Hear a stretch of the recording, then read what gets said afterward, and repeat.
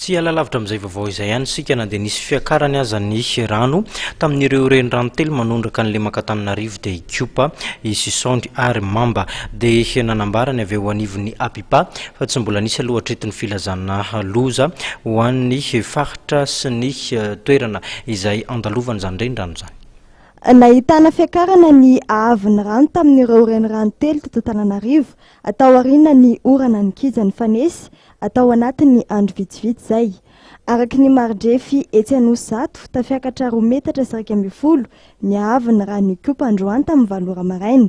Nisy fiakarana teo amin'ny 4,40 metatra rano tao anatin'ny 4.20 ora farany ary akatra izany ao anatin'ny 12 ora manaraka. Araky ny Maridrefy ny Bevomanga dia tafiakatra 3 metatra sy 5.50 rano Ikopa. Mbola tsy ahina izy fetraikany ity fiakarana rano ity raha nambarany teo anivon'ny Apipa na ny foibe-pitatana na miaro ny lemaka Antananarivo amin'ny tondra-drano.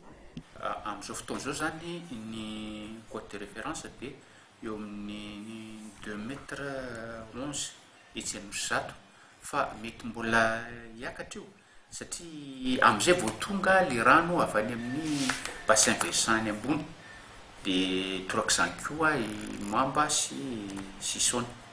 Zao aloha mbola tsy zavatra hoe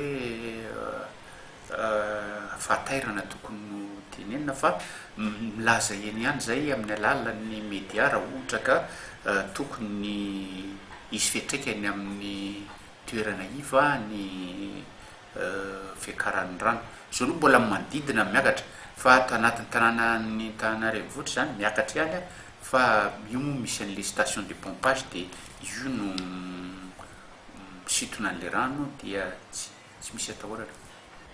Mahakasika ireo renirano roa hafa ho an'ny Sisony araky ny Maridrefy etsy Ampitatafika dia tafiakatra 2 metatra sy 7.50 ny ahaviny rano raha toa ka 7.70 sy 400 faingo 70 metatra kosa ny eny amin'ny Maridrefy ny Ambohidro. Ny olom-pirenena indrindra ireo monina eny amin'ny faritra iva dia tokony anara-baovao sy anaraka torolalana avy amin'ny Apipa hatrany mba ahafahan'izy ireo mandao ny toerana misy azy raha misy ny loza manambana mety hiakaran'ny rano.